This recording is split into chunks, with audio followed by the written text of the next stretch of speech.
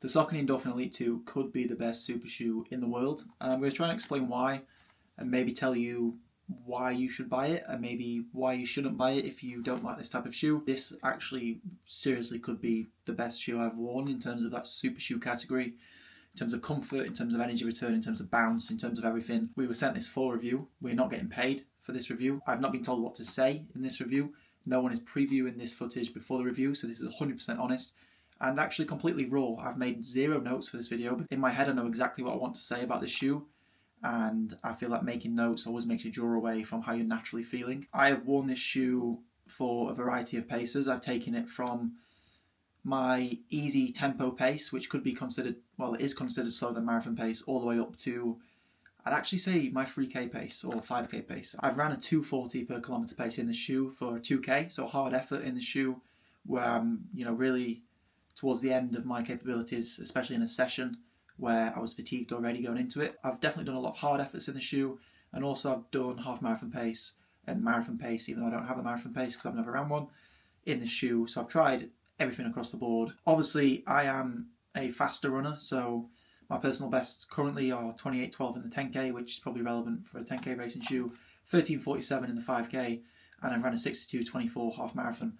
So when I give context about my half marathon race pace, 10k race pace, they're the times. I think off the bat, a lot of people would expect this shoe to be worse at those paces because, as you can tell, and I'm sure you've seen the videos of it, it's extremely soft. I'm going to explain why that isn't the case and really what happens in this shoe, what's never happened before. Like always, I'm going to go through upper, midsole and outsole, and then talk about my likes and dislikes as a whole, and then maybe why you should buy it, why you shouldn't buy it, and things like that. I'm going to get it out of the way first. This shoe is very expensive. The price is on the screen now. Very expensive. It's on the upper end of the super shoe price range.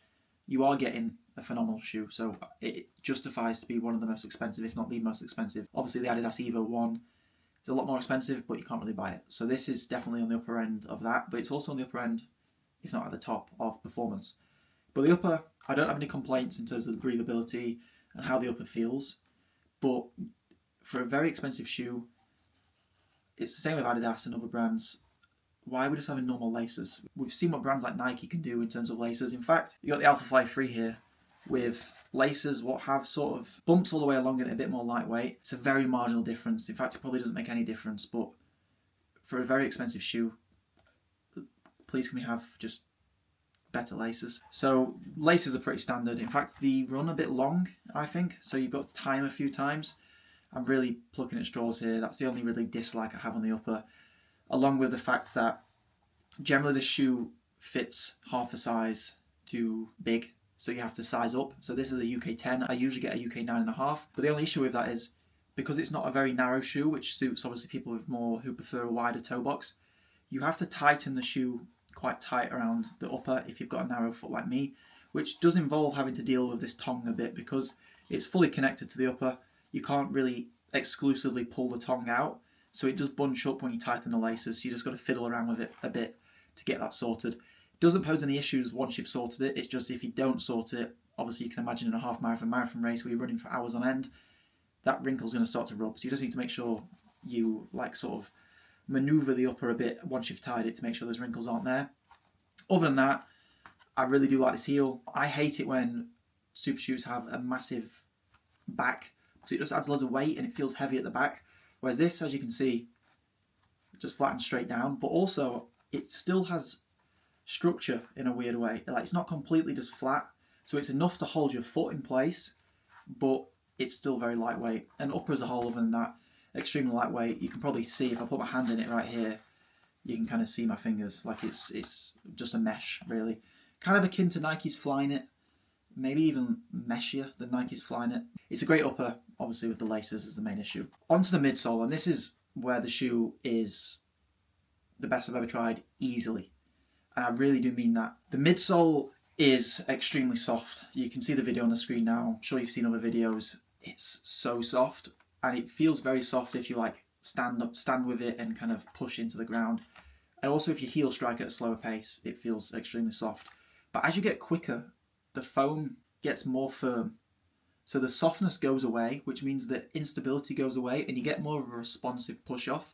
So it really is the best of both worlds. Like I've honestly never felt it in a shoe before. Some other shoe reviewers have also said the same. It is exceptionally soft. As you go quicker, that softness goes away, and it feels more and more like a normal super shoe as you get faster. Still with a lot of comfort and bounce, and don't get me wrong, it's still slightly on the softer side than maybe, well, it's definitely on the softer side compared to the Asics Metaspeed Sky, the Nike Vaporfly and things like that. But it just feels so comfortable, but also still responsive and not too soft as you pick up the paces. So the midsole is perfect. There's nothing wrong with it. It flows well. It feels great. As I mentioned, I am considering this as the best shoe I've ever worn in terms of the race category. So you'd expect the midsole to be spectacular, especially if you, like, at the minute, I'd say my top shoes are the likes of the Nike Alphafly 3, which I think is a phenomenal shoe. The midsole is where it stands apart from the rest. The Diadora Gara Carbon 2 and the 1, the midsole again with the foam and the way the plate's structured is what makes it feel great because you get such a push. This midsole is the same. The very unique feeling of this, as well as what I've just mentioned, is it almost feels like how Adidas Boost looks. Do you know the tiny beads?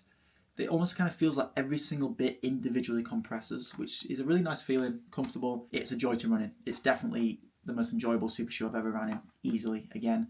And this is why I said it could be one of the best. Outsole. It's an outsole. It's got good grip. It's not got crazy grip. It's not got none, so that it's still going to be pretty durable.